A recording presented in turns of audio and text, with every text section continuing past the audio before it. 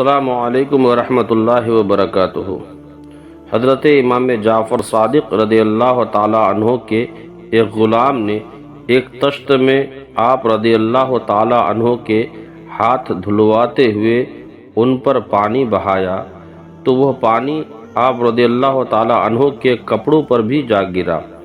حضرت امام جعفر صادق رضی اللہ تعالیٰ عنہ نے اسے تیز نظروں سے دیکھا۔ غلام نے یہ کہنا شروع کیا، میرے آقا والکاظمین الغیظ، اور غصہ پینے والے۔ ابھی اتنا کہہ پایا تھا کہ آپ رضی اللہ تعالیٰ عنہ نے فرمایا، میں نے اپنا غصہ پی لیا۔ غلام نے پھر کہا، والعافین عن الناس، اور لوگوں سے درگزر کرنے والے۔ آپ نے فرمایا، میں نے تجھے معاف کیا۔ غلام نے عرض کی، واللہ یحب المحسنین، اور نیک لوگ اللہ کے محبوب ہیں۔ تو آپ رضی اللہ تعالیٰ عنہ نے فرمایا، جا تو اللہ تعالیٰ کے لیے آزاد ہے، اور میرے مال میں سے 1000 دینار تیرے ہیں۔ اللہ اکبر۔ یہ ہمارے آقاؤں کا شیوا تھا غلاموں کے ساتھ، لیکن آج ہمارا کیا حال ہے؟